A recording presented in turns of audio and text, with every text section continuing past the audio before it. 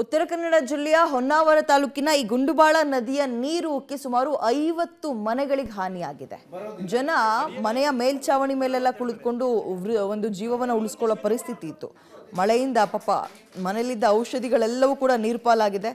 ಜೀವವನ್ನು ಕೈಯಲ್ಲಿ ಇಟ್ಕೊಂಡು ಮಕ್ಕಳುಗಳು ಬದುಕು ಬಂದಿದ್ದಾರೆ. ಇದೀಗ ಚಿಕ್ಕನಗೌಡಿನ ಶಾಲೆಯ ಕಾಳಜಿ ಕೇಂದ್ರದಲ್ಲಿ ಸುಮಾರು 45ಕ್ಕೂ ಹೆಚ್ಚಿನ ಜನ ಆಶ್ರಯ ಪಡೆದಿದ್ದಾರೆ. ಅಲ್ಲೇ ಅವರಿಗೆ ಸದ್ಯದ ಮಟ್ಟಿಗೆ ತಾತ್ಕಾಲಿಕವಾಗಿ ಊಟದ ವ್ಯವಸ್ಥೆಯನ್ನು ಒದಗಿಸಿದ್ದಾರೆ.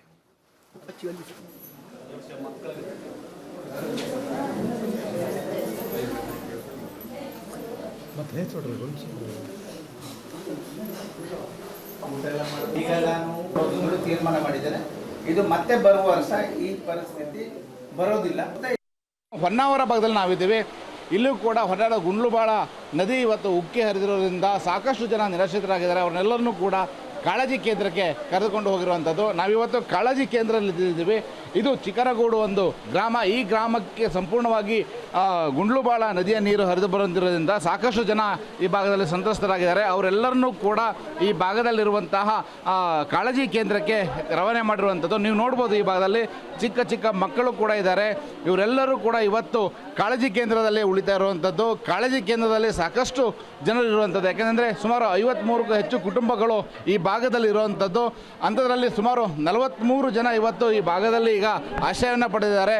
ಮತ್ತೆ ಹೆಚ್ಚಿನ ಮಳೆ ಬಂದರೆ ಈ ಭಾಗದಲ್ಲಿ ಮಹಿಳೆಯರಿಂದ ಹಿಡಿದು ಚಿಕ್ಕ ಮಕ್ಕಳಿಂದ ಹಿಡಿದು ಎಲ್ಲರೂ ಕೂಡ ಇದೇ ಶಾಲೆಯಲ್ಲಿರಬೇಕು. ಇನ್ನು ಶಾಲೆಯ ಮುಖ್ಯೋಪಾಧ್ಯಾಯರು ಕೂಡ ಇದ್ದಾರೆ.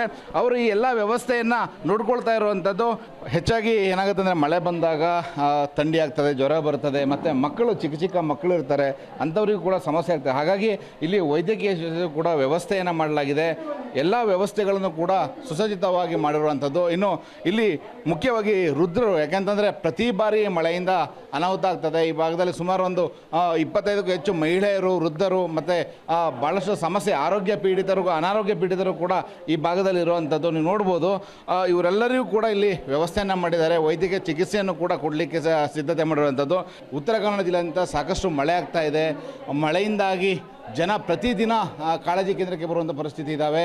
ನೂರಾರು ಕುಟುಂಬಗಳು ಇವತ್ತು ಮಳೆಯಿಂದಾಗಿ ಸಂಕಷ್ಟಕ್ಕೆ ಸಿಲುಕಿರುವಂಥದ್ದು. ನದಿ ಪಾತ್ರದ ಜನರಿಗೆ ಇವತ್ತು ಕೂಡ ಆತಂಕ ಇದೆ. ಅದರ ಜೊತೆಗೆ ಕಾಳಜಿ ಕೇಂದ್ರದಲ್ಲಿ ಆಶ್ರಯವನ್ನು ಪಡೆದಿದ್ದಾರೆ. ಜಿಲ್ಲೆಯಾದ್ಯಂತ 7 ಕಾಳಜಿ ಕೇಂದ್ರವನ್ನು ತೆರೆಯಲಾಗಿದೆ. ಇನ್ನು 9ನೇ ತಾರೀಕು ಕೂಡ ಹೆಚ್ಚಿನ ಮಳೆಯಾಗುವಂತಹ ಸೂಚನೆಯನ್ನು ಹವಾಮಾನ ಇಲಾಖೆ ನೀಡಿದೆ. ಒಂದು ವೇಳೆ ಹೆಚ್ಚಿನ ಮಳೆಯಾದರೆ ಇನ್ನೂ ಹೆಚ್ಚಿನ ಪ್ರದೇಶಗಳಲ್ಲಿ ಈಗ ಜಲಾವೃತವಾಗ್ತದೆ. ನದಿ ತೀರ ಪ್ರದೇಶದಲ್ಲಿರುವಂತಹ ಜನರು ಈಗ ನಿರಾಶ್ರಿತರಾಗುವಂತಹ ಸಾಧ್ಯತೆಗಳಿದ್ದಾವೆ. Cameraman Surendra, Naveen Sagar, public TV, Honnavar.